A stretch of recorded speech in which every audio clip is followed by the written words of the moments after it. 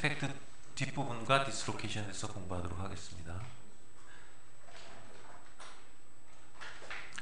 지난번에 이제 베이컨스의 이클리브리엄 베이컨스 컨센트레이션에 대해서 공부를 했는데, 여기 보면 니켈, 알루미늄, 알로이, 합금이라는 거에 표면 사진 나왔어요. 현미경 사진인데, 전자현미경을 찍어놓은 표면 사진인데, 여기 보면 이렇게 띠 같은 게 보이죠? 110 표면이에요. 110인지 여러분이 뭔지는 알겠고, 110 면을 갖다가 현미경으로 봤는데 이런 띠가 보여요. 그 띠가 뭔가 하면 이게 원자를 하나하나 볼 수는 없고요. 이게 이제 덩어리인데, 계단식 논처럼 생각하면 돼요. 여기 있고, 여기 계단이 하나 있고, 이게 이제 계단에 이 스텝이 보이는 거라고. 이렇게 이제, 무슨 말인지 알겠죠? 케이크 여러 단, 케이크 쌓아 올리듯이 된 거예요. 그러니까 이게 원자층이 이렇게 보이는 거예요. 여기가 턱이 져 있는 거죠. 자, 이런 것을 온도로 올리면 어떻게 되겠느냐? 지난 시간에도 배웠지만 온도를 올리면 베이컨스의 농도가 익스포넨셜리 증가하죠. 온도에 따라서 봤어요. 그럼 베이컨스가 증가하면 여기 밑에서처럼 베이컨스들이 막 생기면, 베이컨스가 생긴 거는 확산을 하기 때문에 다음 챕터 6에서 배우는 확산을 통해서 밖으로 기어 나오죠. 베이컨스가 생겼다는 얘기는 속에 공간이 있다는 얘기는, 공간을 비워주려면 원자들이 밖으로 나와야 되잖아요. 그렇죠? 물론 인터스티셜 사이트에 끼어 있는 것도 일부 있겠지만 나온다고요. 많이 밖으로. 어디까지 나오냐면 표면에 기어 나오면, 표면까지 나온 것들이 이런 그러니까 계단식 논의 가장자리에 원자들이 이렇게 붙게 되는 거예요. 이렇게. 그러면 현미경으로 보면 온도를 올려주면 이 원이 옆으로 슬슬슬슬 자라납니다.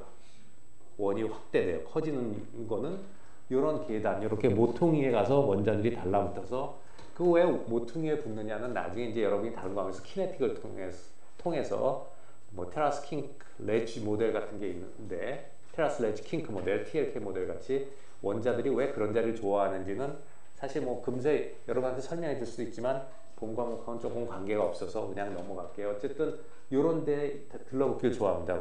계단지인데. 그래서 이 원이 커져요. 그래서 그런 걸로 온도가 올라가면 베이컨스가 생기는 걸 이제 한번 본 건데, 한번 여기서 생각을 좀 넓혀가지고, 그래서 온도를 높였어요. 그래서 저 원이 커졌어요. 자, 다시 온도를 내립니다. 다시 이제 원 상태로 내려가요. 상온에 있던 거를 예를 들어서 뭐 200도까지 올렸어요. 그럼 현미경을 보고 있으면 원이 살살살 커져요. 자, 이걸 다시 온도를 상온으로 다시 식혔어요. 어떻게 될까요? 어떻게 될 것 같아요? 식히면. 전혀 생각이 없는 사람들하고 지금 얘기하는 거예요. 생각이 전혀 없어요? 어떻게 될 것 같아요? 얘기를 한번 해봐. 온도를 내리면. 어떻게 돼야 돼요? 줄어들어야 되죠. 왜? 다시 그 온도의 평형을 찾아가야 되니까 원상태로 돌아가야 되죠. 자, 원상태로 돌아갈 수 있나요? 없나요? 돌아갈 수가 있어야 되지만 돌아갈지 안 갈지는 장담을 못하는 거죠. 자, 돌아가야 된다고 여러분이 얘기한 것은 연력학적 관점이에요. 연력학적으로는 이퀄리brium 상태로 돌아가야 되는 거죠. 그런데 가냐 안 가냐를 지금 망설이는 것은 키네틱이에요. 반응론. 왜? 어떤 액티베이션 배리어를 넘어가야 되는데 그게 가능하냐 안 나가냐. 올라올 때는 액티베이션 배리어를 넘을 힘을 자꾸 준 거죠. 근데 내려갈 때는 액티베이션 배리어는 있는데 힘은 자꾸 떨어진 거죠. 무슨 말인지 알겠어요? 어떤 반응이 일어나려면 액티베이션 배리어가, 베이컨스가 생기려면 액티베이션 에너지 배웠죠? 베이컨스가 생기는데 결합이 끊어져야 되는 액티베이션 에너지가 필요했죠. 온도를 올려줘요. 그걸 넘을 수 있는 가능성이 커지는 거죠. 자, 그런데 그렇게 해서 이제 안정된 자리를 베이컨스가 생겼어요. 다시 절로 갈래도 그냥 가는 게 아니라 다시 액티베이션 배리어를 넘어야 돼요. 그게 다시 들어가려면 뭔가를 확산을 하든 뭐든 넘어야 되는데, 이제는 그걸 넘기 위한 에너지를 받아야 되는데 온도가 떨어지니까 그거를 받을 수 있는 가능성은 적어지기 때문에 속도론에서 차이가 나는 거죠. 그래서 앞에서 여러분이 간다라고 판정을 한 것은 연력학에 근거하는 거예요. 연력학적으로는 그쪽이 에너지가 안정하기 때문에 가야 돼요. 그러나 100% 가는지 안 가는지는 키네틱에 대해서 결정이 돼요. 그래서 그거는 시간 텀이 들어가죠. 알겠어요? 자, 요번에는 그 아이오닉 크리스탈에서의 그 포인트 디펙트에 대해서 공부를 한번 해보기로 할게요. 지금까지 했던 거하고 다르게 아이오닉 크리스탈에서는 차지 뉴트럴티가 맞아야 돼요. 그래서 조금 복잡해져요. 여기 보면은 여러 가지 경우가 생기는데 플러스 마이너스 NaCl이라고 합시다. 이것이 그러면 여기서 플러스가 하나만 빠져나올 수는 없어요. 그러면 차지 뉴트럴티가 깨지죠. 전기 중성이 안 이루어져요. 그래서 이렇게 짝으로 빠져요. 아이오닉 크리스탈에서는 두 개가 짝으로 빠지는 걸 우리가 샤키 디펙트라고 사람 이름을 붙여서 얘기를 해요. 특별한 고유명사죠. 샤키 디펙트. 그 다음에 혹은 빠지되 이게 두 개가 밖으로 나가는 게 아니라 빠지지 않고 하나가 빠진 것이 두 개가 짝이 빠지지 않고 하나가 빠져서 이런 틈 속에 낄 수도 있죠. 여긴 지금 음이온이 빠져서 이 틈에 인터스티셜 사이트라고 했죠. 저런 데 박히면 중성은 맞죠. 이것은 두 개가 제자리를 이탈하는 게 아니라 베이컨스는 하나가 생기는데 그 대신 하나가 인터스티셜 사이트에 들어가는 거예요. 물론 여기 그림으로 음이온을 해냈지만 보통은 음이온보다는 양이온이 사이즈가 작기 때문에 인터스티셜 사이트가 작기 때문에 양이온이 보통 빠져서 틈에 끼는 경우가 많겠죠. 이렇게 짝으로 빠져서 아예 없어진 걸 두 개가 다 동시에 베이컨시 두 개가 생긴 거를 샤키 디펙트라고 부르고 그 다음에 하나가 빠져서 이 인터스티셜 사이트에 들어가는 이 짝을 베이컨시가 이 들어가는 놈의 짝을 합쳐서 두 개의 짝을 프랭클 디펙트라고 부릅니다. 이건 뭐 고유명사니까 여러분이 알아야 돼요. 근데 지금 말한 샤키 디펙트하고 프랭클 디펙트는 둘 다 공히 어떤 특징이 있냐면 요 다음 페이지에서 그 단어는 나오고 지난번에도 써줬지만 스토이키오미트리라는 말이 있어요. 화학 양론비라고 그러는데 화학적 양론비 무슨 말이냐면 NaCl이라고 하는 화합물은 Na가 하나면 Cl이 하나죠. 그래서 Na1 대 Cl1로 조성이 돼 있어요. 화합물의 식이. 이 두 개가 빠져도 그 식의 조성비는 변하지가 않습니다. 이것도 변하지 않죠. 빠져서 덜로 도망간 게 아니기 때문에. 그래서 디펙트는 생겼어요. 베이컨스가 하나 생기고 인터스티셜 애톰이 하나 생기고 혹은 여긴 베이컨스가 두 개가 생겨도 화학 양론비는 변하지 않습니다. 1대1이라는 비율은. 알겠죠? 그런 특징이 있는 반면에 이쪽에 보세요. 이쪽은 여기 보면은 일가이온, 음이온들이 하나씩 있어야 될 것이 두 개가 빠진 자리에 이가 음이온 하나가 들어가도 중성은 되죠. 그래서 차지 밸런스는 맞는데 차지 밸런스가 맞는데 여기 보면은 베이컨스가 하나 생겼어요. 마찬가지로 음이온이 빠지지 않고 양이온이 두 개 대신에 이가 양이온이 하나 생겨도 그러면 양이온에 베이컨스가 하나 생기죠. 그리고 역시 그 차지 밸런스는 맞아요. 이런 경우가 있어요. 이런 이제 외부에 이온이 들어오거나 해서 다른 종류의 임퓨리티 애톰이 들어온 거 지난번에 봤지만 포린 애톰이 들어와서 디펙트를 만드는 그런 경우예요. 혹은 이런 경우도 있죠. 하나가 이가 이온이 음이온이 들어왔는데 베이컨시를 만드는 게 아니라 양이온이 하나 따라 들어와줘도 되죠. 인터스텔 사이트 같은데 덤으로 그래도 돼요. 그러면 이렇게 들어갈 수도 있어요. 이러면 이렇게 들어오면은 짝이 맞죠. 요게 이가로 되고 자 여러 가지 경우의 수가 생겨요. 자, 이런 경우에도 우리가 디펙트가 아이오닉 크리스탈에서 생길 수가 있다. 근데 지금 뭐라고 설명했냐면 이런 경우에 이가 이온이니까 이가 이온이 외부에서 들어왔다고 하지만 그렇지 않은 경우 자체 이가 이온으로 되는 경우도 있어요. 무슨 얘기냐? 자, 한번 뒷페이지에 정리해서 봅시다.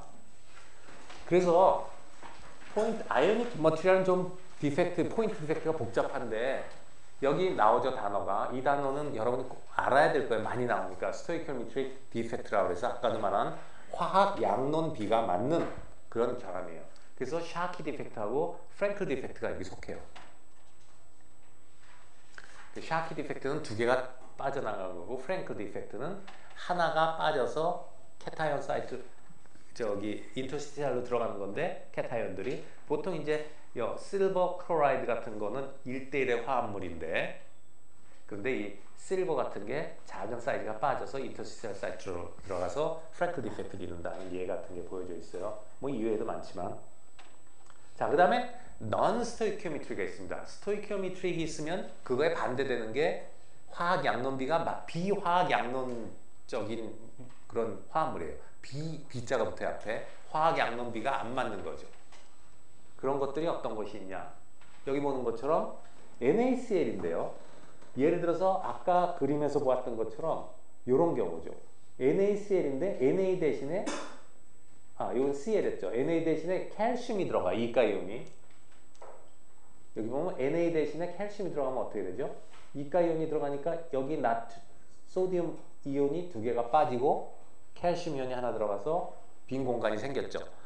자, 이럴 때는 보면은 이 다음 것까지 한번 볼까요? 이런 경우에는 클로린 대신에 이가 옥시전이 들어가서 옥시전이 두 개가 들어가고 클로린이 음이온이 하나 빠진 거예요. 그래서 여기 보면은 캐타이온 베이컨시 양이온이 비어 있고 여기는 N아이온이 비어 있는 경우예요. 그럼 거꾸로 얘기하면 캐타이온이 비어 있다는 얘기는 N아이온이 많이 있다는 거죠. 그 다음에 N아이온이 비어 있다는 것은 메탈 아이온, 이 메탈릭 아이온, 그 주기표의 왼쪽에 1족, 2족 원소들이 많다는 겁니다. 이렇게 되면은 스토이키오메트리가 깨지죠. 1대1이 안 맞죠. 그래서 이것을 우리가 non-stoichiometric 머티리얼이라고 합니다. 컴파운드라고 하든가 뭐 알로이라고 하든가 이 아이오닉 머티리얼이죠. 여기처럼 non stoichiometric N아이온의 아이오닉 크리스탈이라고 부르면 되겠어요. 자, 이런 걸 한번 또 다시 정리해서 보면 여기 조금 전에 본 것처럼 메탈이 많이 들어갈 수 있었죠. 그 소디움 이온 있는 자리에 칼슘 이온이라든가 뭐 바륨 이온이라든가 이가 이온들이 들어가는 경우. 근데 아까 하나 얘기했죠. 그런 경우가 다른 이온이 안 들어와도 된다고 했죠. 그게 바로 어떤 데서 가능하냐면 이 천이 금속 원소 중에서 천이 원소들은 원자가를 여러 개 가질 수가 있죠. 그래서 철 같은 것은 이가와 삼가를 가질 수 있어요. 그럼 철이 이가로 다 들어있는 FeO 같은 데서 하나가 빠져나갈 때 철이 삼가로 둔갑을 하죠. 전자 하나 더 내놔요. 그러면 스스로도 원자가가 바뀔 수 있기 때문에 외부에 다른 종류의 원자가 안 들어오고도 아까 같은 디펙트가 생겨날 수가 있어요. 특별히 이 천이 원소들은 D블락, 그러니까 D쉘에 들차 있는 원소들이죠. 이 D블락 엘리먼트들은 천이 원소를 뜻하는데 이런 경우에 지금 이런 가능하다 하는 거를 지금 얘기해 줄 수가 있어요. 그 다음에 이제 칼라 센타라는 게 있는데 칼라 센타를 F 센타라고 하고요. 칼라 센타의 이 F는 독일 말로 farb에서 칼라를 뜻하는 말입니다. 칼라 센타는 이 물질이 아이오닉 크리스탈이 되게 이제 투명하기 때문에 그 빛에 감응을 하고 색깔을 내는 경우가 많은데 그래서 이제 이 색깔이 나타나는 건데 왜 색이 나타나냐면 이런 결함 때문에 색이 나타나요. 그래서 그걸 칼라 센타라고 불러요. 음이온이 빈자리예요.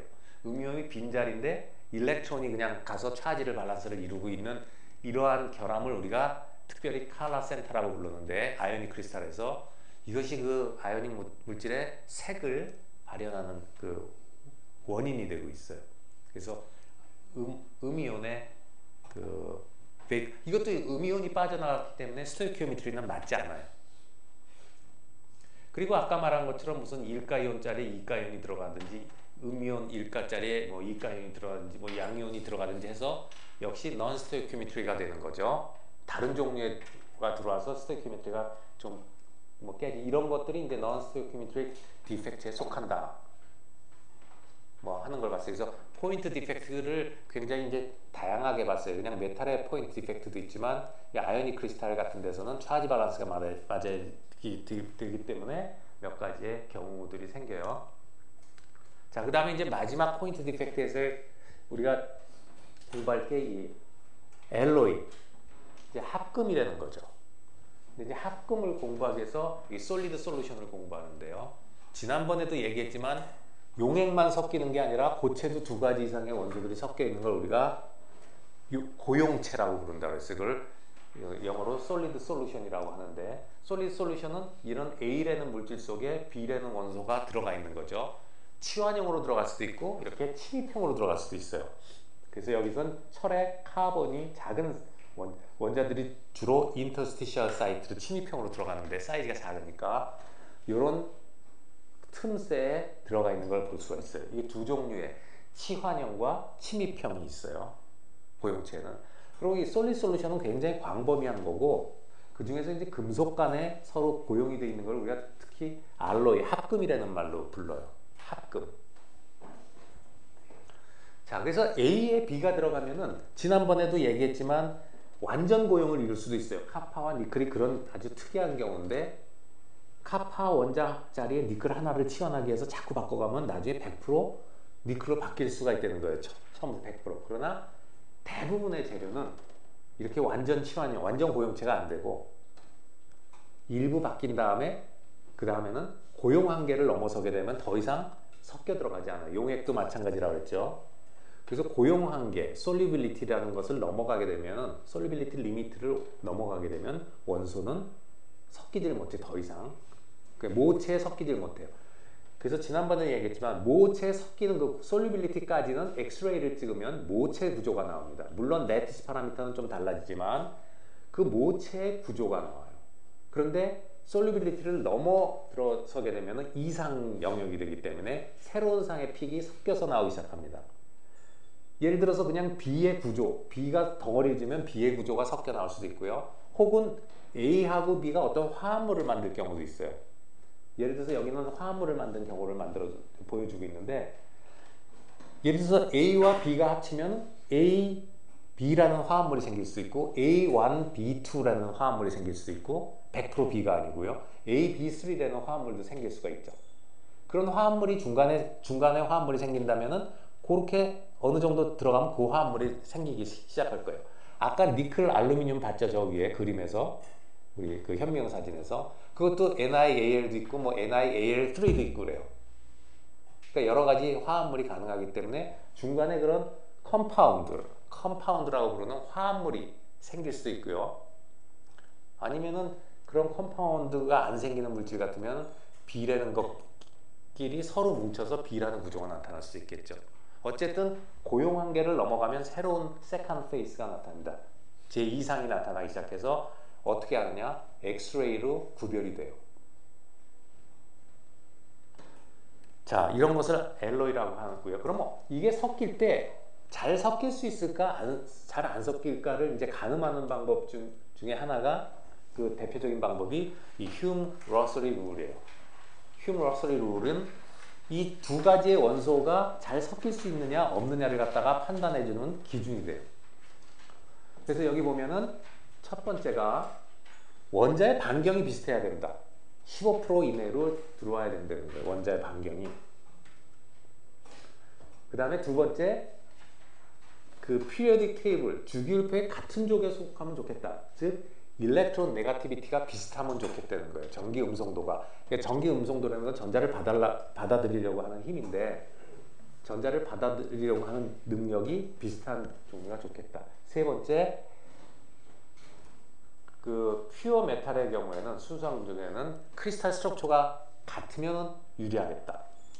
그 다음에 마지막은 베일런스인데, 원자가인데 베일런스인데, 만약에 모든 위의 조건이 같다고 하면은 어떤 금속이 어떤 원소를 받아들일 때 좀 원자가 베일런스가 높은 것을 받아들이기를 좋아한다 하는 거예요. 다 이 조건이 같은 경우라는 건데, 같은 경우는 거의 없죠. 유사한 경우라면 더 원자가가 큰 놈을 받아들이기를 좋아한다. 베일런스가 큰 원자를 받아들이기를 좋아한다. 그래서 이런 것들이 잘 만족될수록 고용 한계가 커지는 거죠. 많이 고용이 된다는 거죠. 그리고 이게 잘 맞을 때는, 다 잘 맞았을 때는 완전 고용체도 가능해서 니켈과 그 카파의 경우에는 완전 고용체가 가능한 거예요. 이게 뭐 아주 중요한 룰은 아니지만 우리가 솔리빌리티를 가늠할 수 있는 이런 하나의 룰이다. 그래서 대개 1번부터 이렇게 차례대로의 그 중요성을 보는 거예요. 예를 들어서 징크 속에 알루미늄이 많이 녹아 들어가겠느냐, 아니면 실버, 은이 많이 녹아 들어가느냐 할 때 여기 이제 여러 가지 정보들이 있잖아요. 그러면 징크는 반경이 0.133이고 여기 알루미늄과 실버는 이렇게 돼 있으니까 알루미늄이 더 가깝죠, 사이즈가. 그러니까 구조는 뭐 둘 다 이거하고 틀리고, 원자의 사이즈도, 일렉트론 네거티비티도 요거에 가깝고, 그래서 당연히 이런 경우에 알루미늄이 더 많이 녹아 들어가겠죠. 솔리빌리티를 보면 실버보다는 알루미늄이 그러니까 징크 속에 많이 들어갈 거예요. 그럼 구리 속에는 징크가 많이 들어가느냐, 알루미늄이 많이 들어가느냐? 그러면 징크 속에는, 구리 속에는 구리가 0.1278인데 징크냐, 알루미늄 이게 더 작잖아요. 구조는 이게 같지만 이게 더 작고 일렉트로네가티브라든가 이런 게 비슷해서 여기 보면 또 징크가 많이 녹아 들어갈 거예요. 뭐 이게 다 정확히 맞는 건 아니지만 그런 경향을 볼 수 있다. 그 정도 알아둡시다. 근데 이거는 굉장히 이제 중요하게 쓰이는 건데요. 우리가 그 고용이 됐다라고 할 때는 몇 프로 들어갔냐를 따질 거 아니에요. 그죠? 몇 프로가 들어갔냐, 고용이. 할 때는 두 가지가 있습니다. 둘 다 중요하게 쓰입니다. 하나는 무게비로 따지는 거예요. 이게 100g에 이게 몇 g 들어갔느냐. 예를 들면 이게 1kg에 이게 몇 g 들어갔느냐. 이거 무게비죠, 서로. A라는 게 몇 g, 전체가 1kg인데 A가 900g, 이게 100g이다 하면 9대 1의 비율로 들어가 있을 거 아니에요. 그럼 10분의 9, 90, 10분의 10 이렇게 100분의 90, 100분의 10만큼 들어가 있죠. 그렇게 무게비로 들어가는 것을 우리가 weight percent라고 불러요. weight percent라고 해서 WT %로 씁니다. weight percent. WT %라고 보통 써요. 분필이 여기 weight percent. 그 다음에 또 하나가 atomic percent예요. 상대적인 게. atomic percent는 원자의 개수입니다. 혹은 몰비입니다. 이게 몇 개, 이게 몇 개 섞였냐는 거예요. 무슨 말인지 알겠죠? 아까는 무게가 몇 대 몇이냐는 거고 지금은 개수가 몇 개 몇이냐는 얘기예요. 둘 다 중요하기 때문에 둘 다 많이 쓰여요. 산업용으로 쓸 때는 뭘 섞어서 막 큰 알로이를 막 용광로에 녹일 때는 아톰 개수로 하진 않을 거 아니에요. 예를 들어서 굴이 뭐 1톤을 갖다 집어넣은 뭐를 뭐 1kg를 집어넣고는 뭐 100kg를 집어넣고 이렇게 하지, 그죠? 원자수로 하진 않을 거잖아요. 그러나 화학식을 따질 때는 아까 스토이키오미트리 같은 걸 따질 때는 원자 개수를 갖고 따지는 거죠. NaCl이 하나씩 있고 뭐 카파니클이 몇 개씩 있고 이렇게 따질 때는 또 아토믹 퍼센트로 따져야 돼요. 그래서 둘 다 필요한데 두 개를 컨버전 하는데 필요한 게 뭐냐 하면 그 아토믹 웨이트예요. 분자량이 되는 거. 그러니까 우리가 원자량이 되는 거 있죠. 아토믹 웨이트가 필요하죠. 그래서 다음 페이지에 컨버전을 보면 이건 자주 이제 어렵지는 않지만 자주 쓰입니다. 웨이트 퍼센트는 토탈 질량분의 뭐 B의 웨이트 퍼센트는 B. 그래서 100 하면 돼요. 퍼센트니까. 아토믹 퍼센트는 토탈 개수분의 B의 개수 곱하기 100 하면 되는 거죠. 당연히. 그래서 여기 보면 컨버전을 할 때는 이게 아토믹 웨이트가 들어가요. 카파 같은 것은 64g/몰인데 1g의 무게. 혹은 원자를 따질 때는 하나를 따질 때는 아보가드로 수만큼의 무게거든요. 카파 64g이라는 얘기는 64g이에요. 카파를 원자를 6 곱하기 10의 23승계 아보가드로 수만큼 모으면 64g이 되는 거예요. 그럼 원자 하나의 무게는 그걸 아보가드로 수로 나누면 되겠죠. 그게 카본 12번 동위원소의 12분의 1을 1로 잡았을 때 상대비가 아토믹 매스 유니트예요. 아토믹 매스. 그걸로 볼 수도 있고 보통은 아토믹 웨이트로 따져요. 그 주기율표에 가면 나와 있는. 그래서 아토믹 매스 유니트를 가지고 여기다가 뭐 이 농도에다가 할 때는 매스 유니트를 곱해주면 되고 아토믹 퍼센트를 따질 때는 매스로 전체 무게를 갖다 매스로 나눠줘야지 개수가 나올 거 아니에요. 나눠줘서 그것분에 하면은 나온다. 그래서 이 컨버전 하는 것은 어렵지 않지만 유용하게 쓰이기 때문에 자주 써야 되기 때문에 여러분이 꼭 컨버전을 알아야 될 거예요. 그리고 어떤 게 주어졌을 때 이게 처음에 어떤 테이블에 나와 있는 데이터가 웨이트로 퍼센트로 나와 있는지 아토믹 퍼센트로 나와 있는지 잘 봐야 돼요.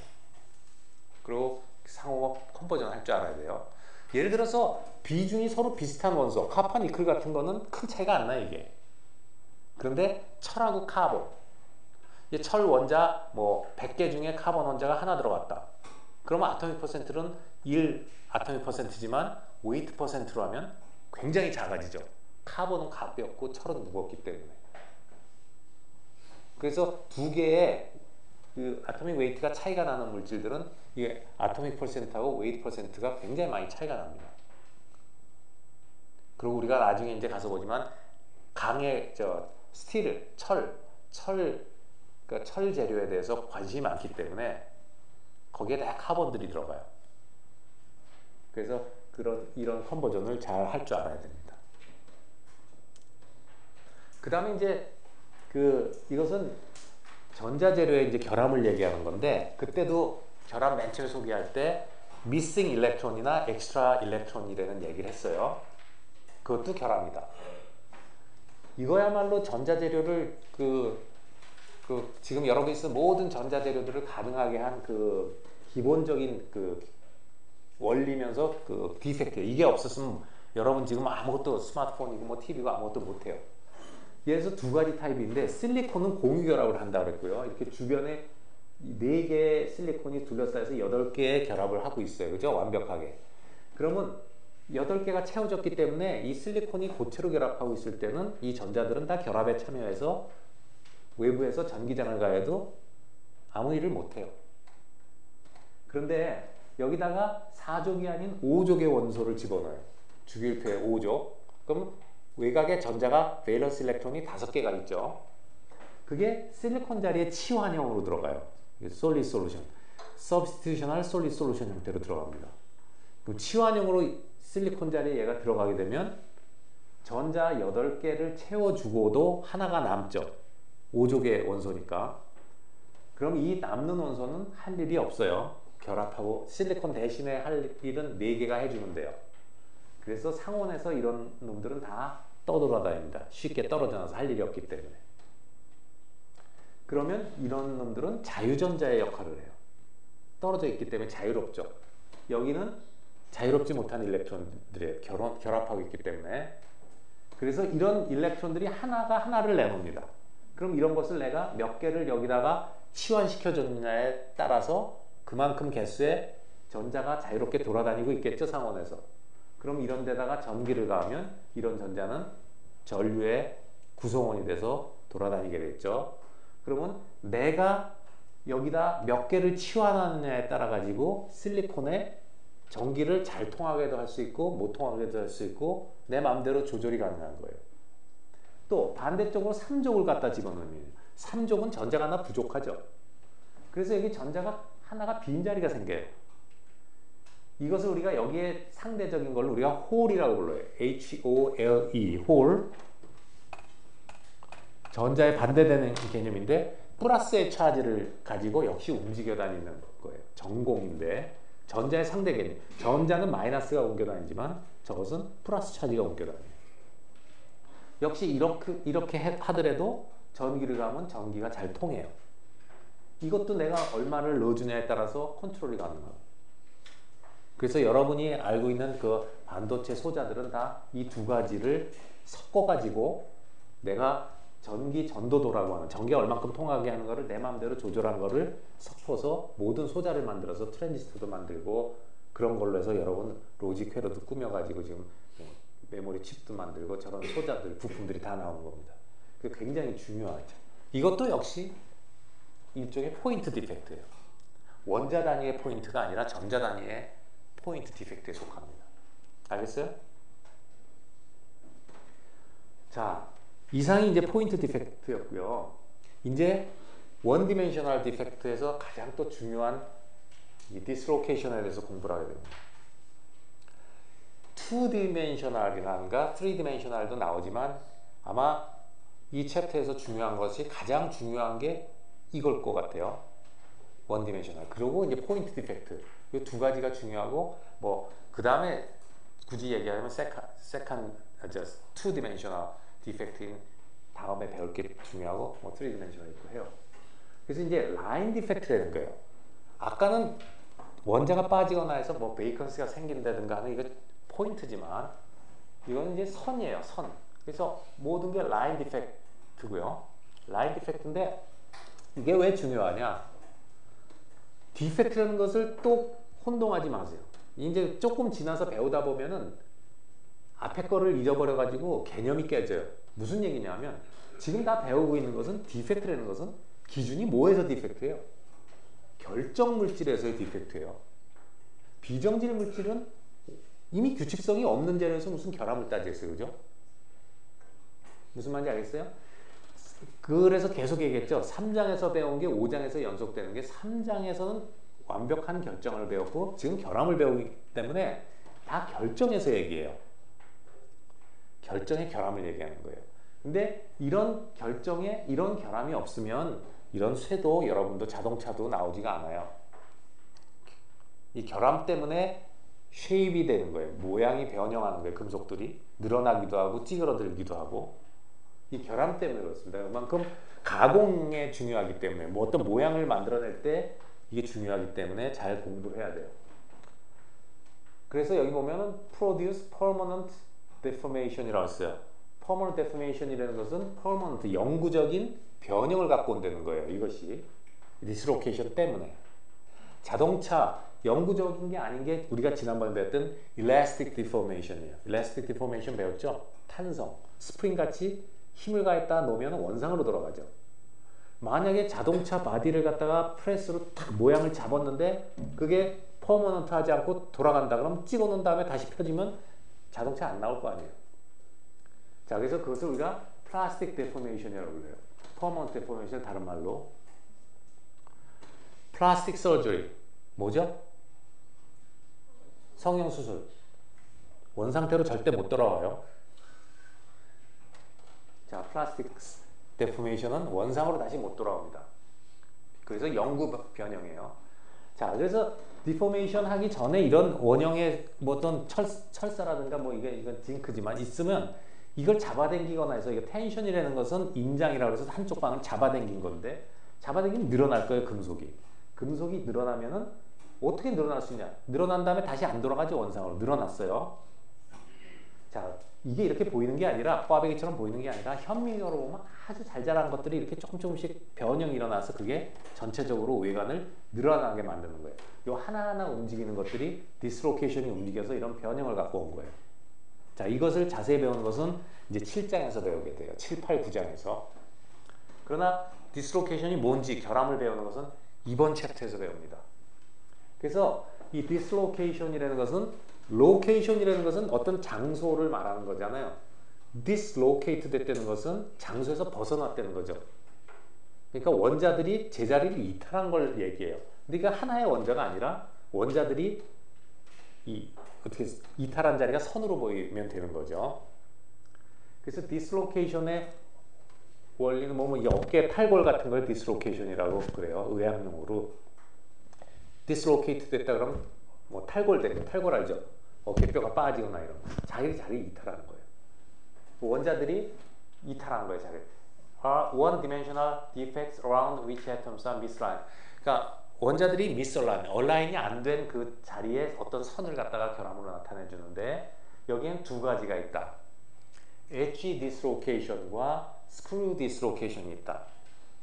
칼날전이라고 나선전이라고 해요. screw dislocation과 칼날전이 edge dislocation이 있어요.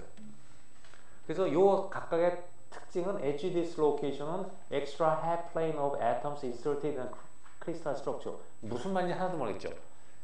추가 extra의 half plane 반쪽 면이 완벽한 결정 속에 들어가 있다. 자, 지금 무슨 말인지 잘 모를 거예요.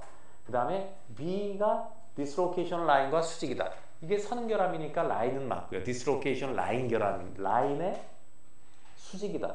B를 우리가 여기 보면 버거 스펙터라고 불러요. 햄버거가 아니라 버거 스펙터. 사람 이름을 따서 버거 스펙터라고 불러요. 벡터라는 거에 유의해야 돼요. 방향성이 있어요. 벡터. 크기와 방향을 갖죠. 그래서 이 버거 스펙터라고 하는 것과 디스로케이션 라인이 수직인 것은 우리가 엣지 디스로케이션이라고 부른다. 스크루 디스로케이션은 스파이럴, 그러니까 이게 나선형의 planar ramp resulting from shear deformation. shear deformation은 또 뭐냐? 7장에서 배워요. 아까 것은 이렇게 잡아당기지만 이렇게 밀리는 걸 얘기해요. 이렇게 스트레스를 줬을 때 이렇게 책을 이런 걸 갖고 이렇게 민다고 생각하면 이렇게 민다면 이게 밀리겠죠? 이렇게 찌그러들겠죠? 이런 것을 우리가 shear라고 하는데 7장에서 다 배웁니다. 일단은 여기서는 중요한 것이 이 스파이럴 플래너 램프라는 것은 여러분이 그 무슨 지하주차장에 갈 때 이렇게 램프를 이렇게 뱅뱅뱅뱅 자동차가 돌아가면서 1층, 2층, 3층 올라가는 거 봤죠? 그런 걸 우리가 램프라고 그러잖아요. 이렇게 스파이럴 램프는 나선형의 램프입니다. 이렇게 올라가는 거. 그런 형태를 갖고 있다는 거예요. 디스로케이션이. 그래서 여기는 버거 스펙터가 디스로케이션 라인과 편행하다. 이게 특징이에요. 그래서 버거 스펙터하고 디스로케이션 라인이 평행인 것은 스크류 디스로케이션. 그 다음에 그 수직인 것은 엣지 디스로케이션인데 이것도 둘로 나누면 엣지 디스로케이션에는 파지티브 엣지 디스로케이션과 네거티브 엣지 디스로케이션이 있어요. 이게 수직이 면이 아래로 생기는 것도 있어요. 그 다음에 스크류 디스로케이션은 평행인데 여기도 두 가지로 나누는데 right hand screw dislocation과 left hand screw dislocation의 두 가지가 있어요. right hand과 left hand. 그래서 전체적으로 네 가지의 dislocation이 있습니다.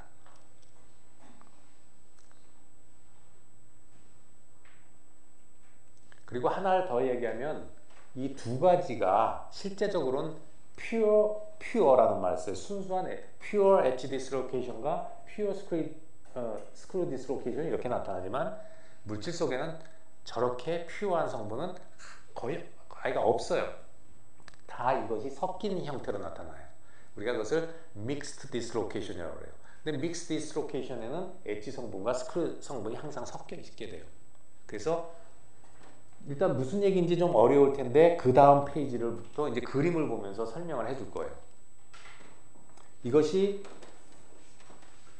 엣지 디스로케이션이고 여러분이 이 교재, 이 칼리스터 책을 배우기 전에 옛날에 그 다른 책이 있었어요. 유명한 책이 그 교재가 있는데 거기에 겉표지에 나오는 그림이에요. 그만큼 디스로케이션이 중요하기 때문에 이게 그 바이블 같은 우리 그 신소재 쪽에 오랫동안 쓰는 교재 그 이 바레트 책이라는 게 있어요. 바레트 닉스 테텔만이라는 사람이 공동저자로 쳐서 한 20년 이상을 갖다가 아마 모든 신소재공학과에서 그걸 전 세계적으로 교재로 썼을 겁니다. 이 책 나오기 전에요. 그 책의 카바 페이지의 그림이에요, 저게. 그 정도로 디스로케이션이 중요하다는 걸 상징하고 있어요. 자, 여러분이 한번 보세요, 이 그림. 먼저 보면 뭔가 결함이 있죠? 이해가 되나요, 이제? 엑스트라 하프 플레인이 뭔지? 보여요? 엑스트라 하프 플레인이? 책받침을 어디다 끼워 넣어놨죠? 원자로 이루어진 반쪽짜리 책받침이 들어가 있잖아요. 안 보여요? 보여요? 원래 완벽하려면 어떻게 돼요? 완벽하려면 여기가 쭉 여기까지 이어져 있어야 되죠. 지금 완벽하지 않죠. 이 밑이 비어있죠. 혹은 이 반이 빠졌다고 볼 수 있지만 완벽한 크리스탈에 이 반쪽을 갖다 뭘 책받침 같은 걸 이렇게 쐐기를 박아놨다고 볼 수도 있죠. 그렇죠? 그럼 여기 완벽하죠, 크리스탈들. 여기도 완벽해요. 그런데 여기 완벽하지 않죠. 왜? 이쪽 밑으로는 다 끊어져 있어요. 그래서 여기를 따라서 수직으로 들어가는 선이 보이죠, 이렇게. 거기는 원자들이 다 끊어져 있잖아요. 그죠? 요것을 우리가 디스로케이션이라고 합니다. 엣지 디스로케이션. 이걸 우리가 엑스트라 하프 플레인이라고 해요. 엑스트라 하프 플레인. 책받침 같은 게 완벽한 크리스탈에 쐐기 같은 게 들어가 있는 거예요. 그러면 끊어진 면은 항상 이렇게 끊어진 부분을 쭉 이으면 거기는 계속해서 선 하나가 나올 거예요. 그죠? 결함이 쭉 이어졌죠. 원자들의 결함이. 이게 선이기 때문에 이것을 원디멘셔널 그 디펙트라고 하고 그 중에 이걸 엣지 디스로케이션이라고 불러요. 그다음에 버거 스펙터라는 건 뭐냐? 이 결함과 결함을 이어주는 거예요. 무슨 얘기냐면 이 원자의 한 간격이 주로 되는데 여기서 보면은 이 컨벤션이 잘 안 맞기 때문에 여기는 이제 그림을 보여주서 했기 때문에 컨벤션을 나중에 이제 세 번째 믹스드 디스로케이션을 가르쳐 줄 건데 컨벤션 따지지 말고 지금은요 그냥 버거 스펙터 뭔가만 개념만 배우는 거예요. 혼동하지 말고. 자, 예를 들어서 여기 디스로케이션 라인이 있잖아요. 그럼 포함하는 주변의 원자를 가지고 한번 출발해. 이게 여기서 출발해 보면요. 예를 들어서 완벽한데 요 안에 디스로케이션이 없죠. 자, 여기서 출발합니다. 하나, 둘, 셋, 넷 가서 하나, 둘 가서 그럼 다시 넷으로 알죠? 하나, 둘, 셋, 넷 가서 다시 위로 둘 가야죠? 하나, 둘 가면 제자리 왔죠? 그죠? 속에 디스로케이션이 없는 데는 출발해서 쫙 돌아오면 제자리로 돌아옵니다. 근데 이 디스로케이션을 포함하는 쪽 한번 갑시다. 여기서 하나, 둘, 셋, 넷 가서 4개 갈게요. 하나, 둘 포함됐죠? 셋만 갑시다. 하나, 둘, 셋, 넷, 하나, 둘, 셋. 아까 출발 여기서 했죠. 이만큼 차이 나죠. 차이 나는 거 알겠어요? 디스로케이션 하나 있기 때문에 차이가 나요. 얼만큼 나냐? 요 크기만큼 나죠. 그거를 우리가 버거스 벡터라고 그래요. 그래서 디스로케이션은 결함이 있으면 원자가 쐐기를 박아놨기 때문에 뭔가 틀어졌거든요. 그러면 디스로케이션 하나 때문에 얼만큼 원자의 차이가 나냐면 그 퍼펙트한 크리스탈에서 얼만큼 차이가 나냐면 하나 때문에 생기는 게 요만큼의 차이입니다.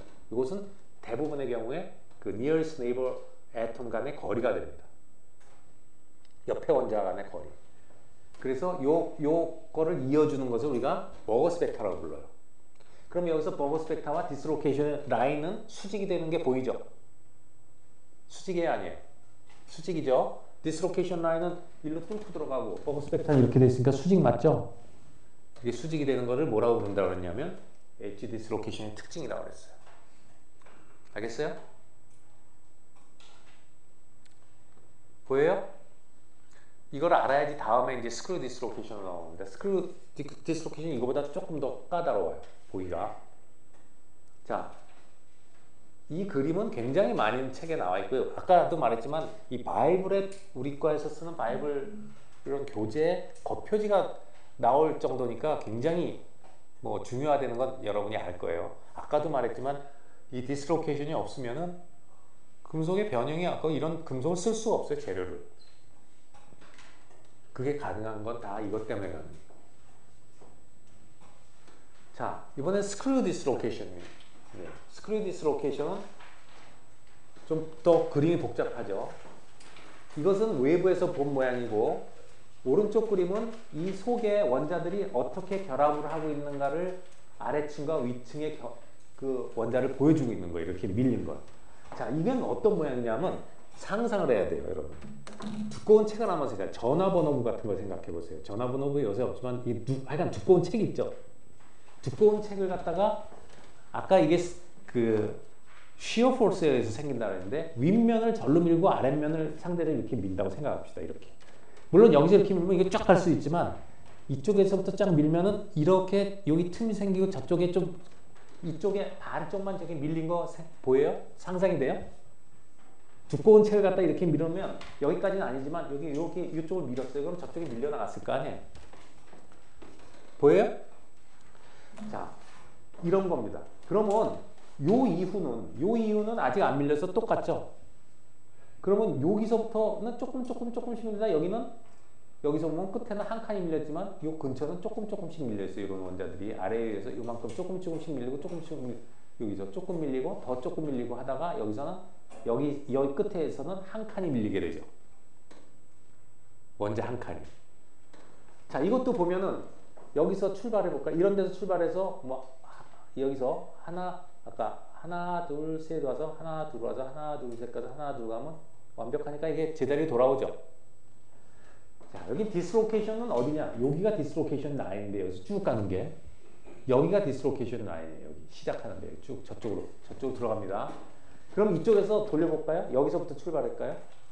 하나 둘 셋 넷 4개 와서 여기서 가볼까요?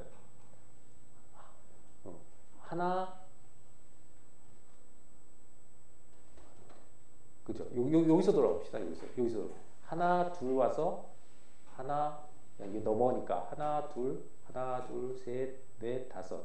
하나, 둘, 셋, 넷, 하나, 둘, 셋, 넷, 다섯. 다시 4개 올라왔으니까 하나, 둘 하면 요만큼 차이가 생기죠. 여기서 출발해서 둘, 넷, 둘 들어오면 요만큼 차이가 생길 거예요. 그 차이를 이어주는 게 아까 버거스 벡터라고 했죠. 그럼 여기서 보면 이 버거스 벡터와 이 선은 평행한 방향으로 들어가고 있어요. 이게 스크류 디스로케이션이에요. 근데 아까 거하고 다르죠. 아까 거는 이 버거스 벡터하고 여기서 결함을 한번 보세요. 이런 게 있다 그러면 이렇게 해서 뭐 여기서 내면 하나 내려와서 하나 둘 셋 넷 하나 둘 셋 넷 하나 하면 이만큼 차이 생기잖아요. 이 디스로케이션이 없는 데서는 완벽하죠. 그냥 제자리로 돌아와요. 여기선 요 차이만큼이 생깁니다. 요것이 버거스 벡터의 방향이고 역시 여기서도 가장 가까운 원자 사이의 간격에 해당하게 돼요. 일반적으로 거의 대부분이. 자, 그래서 이 디스로케이션이라는 것은 지금 본 것처럼 이건 순수한 스크류 디스로케이션. 앞에 거는 순수한 엣지 디스로케이션이었어요. 그래서 이렇게 원자가 하나가 아니라 열로서 이런 결함을 만들어서 선으로 보여요. 그게 이런 것이 디스로케이션인데 바로 이것들 때문에 금속의 변형이 온다는 거예요. 이런 게 한두 개가 아니고 이런 금속 속에는 엄청 많이 있습니다. 세제곱센티미터당 뭐 10의 몇 승 막 이렇게 나옵니다. 제곱센티미터당 10의 뭐 많은 거는 10승, 12승 막 이렇게 올라갑니다. 그만큼 많이 있어요. 디스로케이션들이. 자, 그 다음에 이제 세 번째 거가 이걸 총괄하는 이제 믹스 디스로케이션인데 일반적인 디스로케이션들은 이거보다 더 복잡하게 나옵니다. 사실은 현미경으로 보면 디스로케이션들이 막 이렇게 보여요. 시꺼먼 것들이 다 디스로케이션이에요. 이게 하나가 아니라 막 뭉친 것도 있고 막 다발, 실타래 있죠? 실들 막 꼬여 있는 것처럼 막 뭉쳐 있고 해서 이런 거는 엄청 디스로케이션이 많은 부분이고 뭐 이런 좀 몇 개 이런 것들이 이런 디스로케이션이 이게 완벽 크리스탈에서 결정해서 이런 결함들이 엄청 많이 보이죠. 선결함들이. 이게 다 디스로케이션이에요. 근데 그때도 말했지만 결함이라는 것은 나쁜 쪽의 의미지만 사실은 디스로케이션 때문에 좋은 특성들이 많이 나오는 겁니다. 그래서 저렇게 복잡해요. 이것도 모식도예요. 하지만 일반적으로 아까처럼 퓨어한 엣지 디스로케이션이나 스크류 디스로케이션은 없습니다. 다 이런 거예요. 그래서 여기서 이제 하나 그 디스로케이션에 대해서 좀 공부를 버거스 벡터를 정의하는 거하고 여기 이제 센스 벡터라는 걸 배워서 정의하게 될 텐데 책에 없지만 가르쳐 줄 건데 잘 들으세요. 이 컨벤션이 있어요. 우리가 정의하는 게 있어요. 여러 가지 방법이 있는데 우리가 배우는 컨벤셔널은 그 클락와이즈의 라이트 핸드의 스타트 피니시 컨벤션입니다. 시계 방향에 오른손에 스타트 피니시 처음과 끝. 이게 무슨 소리냐? 이게 이제 정의하는 방법이에요. 디스로케이션은 네 가지가 있다고 그랬죠? positive edge dislocation, negative edge dislocation, 그 다음에 right hand screw dislocation, left hand screw dislocation의 네 종류가 있다고 했어요. 모든 성분은 네 가지인데 그 각각의 이 어떤 디스로케이션이 나왔을 때 이것이 어떤 특징을 갖느냐, 어떤 디스로케이션을 찾아내는 방법이에요. 이게 왜 필요하냐? 나중에요. 지금 여기서는 아마 우리 책에서는 다루진 않을 겁니다만 여러분이 이제 이 디스로케이션은 뭐 구조제를 하는 사람은 반드시 전이론이라든가 이런 걸 공부를 반드시 해야 돼요. 강도학이라든가 이런 걸 배울 때 전이론을 하게 되면 스트레스 받았을 때 디스로케이션이 막 움직여가요. 이게 어느 쪽으로 움직이느냐 이런 거 공부하려면 이 성분을 다 알아야 됩니다. 어떤 건 디스로케이션이 막 줄어들어서 없어질 수도 있고 어떤 건 막 커질 수도 있고 또 제너레이션도 되고 이 복잡하게 움직입니다. 그러면 그것이 이제 움직이면서 변형을 주기 때문에 다 연관이 되어 있는데 외부에서 주는 응력, 힘에 따라서 얘가 어떤 방향으로 움직이는가를 결정하기 위해서는 이 성분이 뭔가를 알아야 돼요. 그러려면 이 컨벤션에 따라서 성분을 규명을 해야 돼요. 내가 보는 디스로케이션이 어떤 건가를. 그래서 굉장히 나중에 유용하게 쓰일 테니까 잘 들어보세요. 이걸 가지고 한 번 합니다. 한 번만 할 거니까 여러분 잘 들어보세요. 여기에는 어떤 게 들어가냐면 센스 벡터라는 거 하나가 들어가야 됩니다. 센스 벡터라는 걸 보통 싸이로 쓰는데 이것도 벡터예요. 센스 벡터는 뭐냐? 디스로케이션을 따라서 접선 방향으로 가는 벡터입니다. 디스로케이션 라인을 따라서 접선 방향의 벡터예요. 그 시점에서의 접선 방향이 다 틀려지죠? 이런 데서는 디스로케이션 지금 이렇게 들어가서 일로 빠져나와 있어요. 이거는 뭐냐면 이 그림부터 이해를 해야 되는데 아까 앞에 그림을 보면은요. 이렇게 밀었을 때 책이 앞쪽이 저쪽까지 뚫고 나갔죠. 그런데 이게 만약에 이게 처음부터 이렇게 쫙 밀리지 않고 여기서 차례대로 진행이 됐다면 중간에 이런 경우가 생길 거예요. 중간에 이게 뭐냐면 이쪽에서 내가 밀었는데 아직까지 저기까지 빠져나가지 못하고 가다가 보니까 중간에 여기서 이게 완벽한 크리스탈이었다고 생각하면 여기서 한쪽이 밀렸으면 어딘가 가서 이렇게 하나가 밀려있는 데가 있겠죠. 이게 저 끝까지 아직 나가지 못하고 중간에 있는 상태예요. 여기 보면 끼어 있죠. 하나가 여기 끼어 있잖아요. 요거 끼어 있는 거 보여요? 이게 이런 중간 상태를 생각해 보자. 이게 다 나가서 이게 끼어 있지 않고 이게 빠져나가면 여기 하나 이렇게 튀어나가겠죠. 근데 튀어나가지 않고 중간 상태를 얘기하는 거예요. 이 디스로케이션이 사실은 여기 때문에 이렇게 밀려나갔다고 보면 돼요. 중간까지 가 있는 상태예요. 잘 이해해야 돼요. 여기는 완벽하죠. 이쪽에. 여기는 아까는 이게 없어요. 아까는 이 중간에 끼어 있는 게 없고 여기가 다 맞아서 일로 하나가 튀어나갔다고요. 그죠? 근데 지금은 여기가 맞고 이 중간에 아직 튀어나가지 못하고 끼어 있는 상태라고요. 알겠어요? 자, 그러면 디스로케이션 라인을 봅시다. 자, 이쪽을 보면은요. 엑스트라 하프 플레인이 있죠, 여기. 그러니까 디스로케이션 라인이 이렇게 들어갈 거예요. 그죠? 수직으로 있잖아요. 저 안으로 들어가겠죠. 디스로케이션 라인. 이런 엑스트라 하프 플레인 있으면 원자들이 층층 이렇게 돼 있을 거예요. 저 그림을 보면 보이겠지만. 여기는 디스로케이션 라인이 이렇게 들어가죠. 자, 그럼 디스로케이션 궤적을 그리면 디스로케이션 라인은 이렇게 되어 있습니다. 이렇게 이쪽에선 수직으로 들어오고 이쪽에선 평행으로 이렇게 나와요. 중간에는 섞여 있겠죠. 이 센스 벡터라는 것은 내가 이 센스 벡터를 따라서 걸어 들어가는 방향입니다. 그리고 이쪽에서 잡읍시다. 이쪽에서 센스 벡터가 가요. 그럼 센스 벡터는 이 디스로케이션 라인의 접선 방향이기 때문에 그 점에서의 센스 벡터는 이렇게 가다가 센스 벡터가 점점 이렇게 바뀌죠.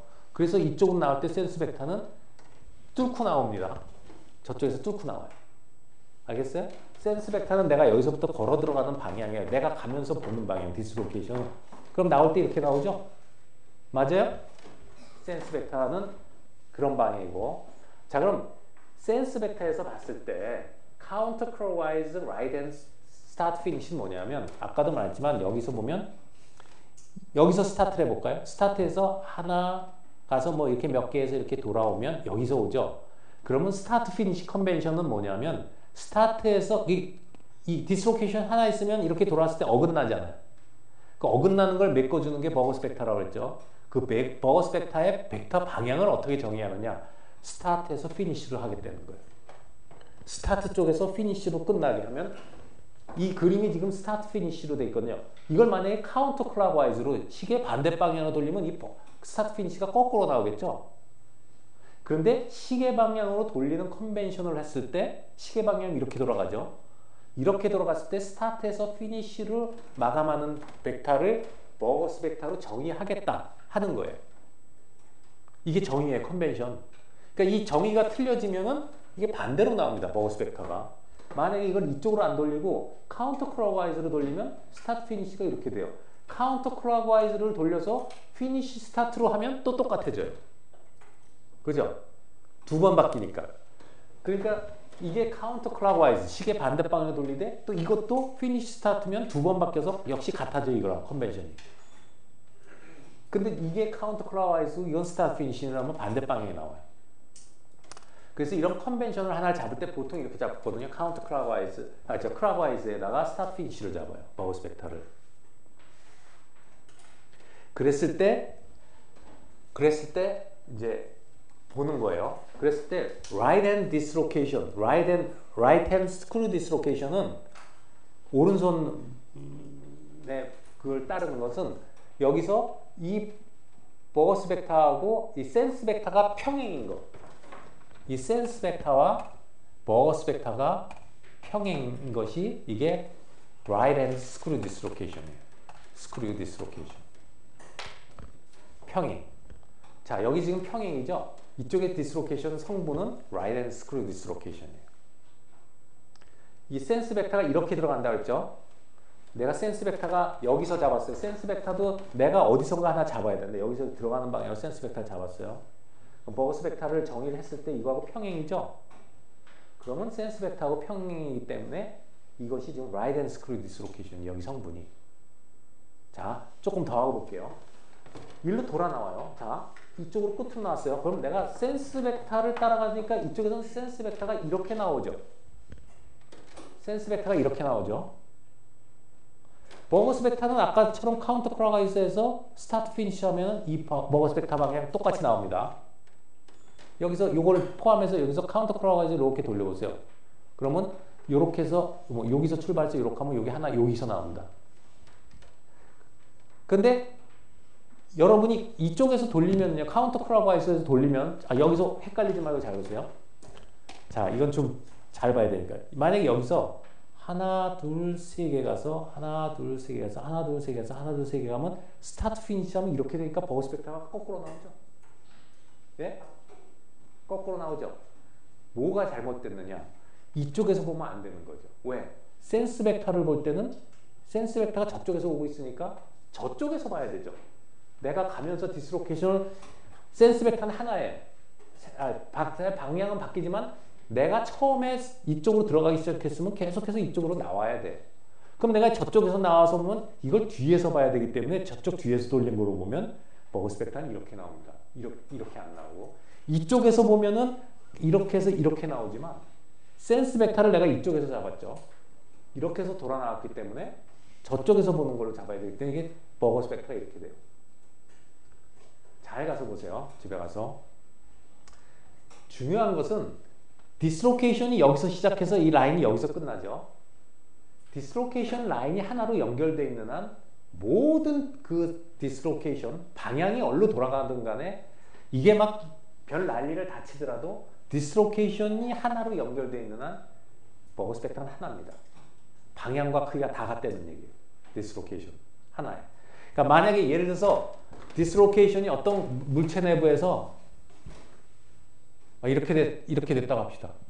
버그 스펙터가 여기서 보니까 이렇더라. 모든 버그 스펙터는 어딜 가나 다 버그 스펙터는 똑같다는 거예요. 버그 스펙터 하나입니다. 디스로케이션 하나. 버그 스펙터 다 똑같아요. 그리고 이 디스로케이션은 중간에 끝날 수가 없어요. 이렇게 뚫고 나오든가 아니면 내부에서 이렇게 클로즈 돼야 돼요. 여러분이 생각을 해서 이런 엑스트라 하프 플레인을 가운데다 딱 끼놓으면 가장자리에 다 결함이 생기지 중간에 끊어질 수가 없어요. 그래서 디스로케이션이 가다가 중간 물체 내부에서 이렇게 끝나는 부분은 절대 없어요. 어떻게 해서든지 뭐 만나거나 아니면 이렇게 밖으로 뚫고 나와야지 끝나요. 디스로케이션 하나가 반드시. 그리고 그렇게 하나로 끝나고 뚫고 나오든 속에서 하나로 루프로 있든 속에 들어가 있든 간에 버그 스펙터는 딱 하나입니다. 그래서 여기서도 여기가 버그 스펙터면 여기서 버그 스펙터 하나 나오는 게 똑같아요. 이 크기가 다 똑같아요. 같은 결정내랑. 그래서 여러분이 아까 여기서 이 룰을 쓸 때 이렇게 돌리면은 이게 거꾸로 나오거든요. 여기서 이쪽으로 저 컨벤션을 쓰면 근데 저 컨벤션을 쓰기 위해서 사이 벡터가 들어가야 돼요. 그러니까 내가 이쪽에서 들어가면 쭉 똑같이 생각을 해야 돼요.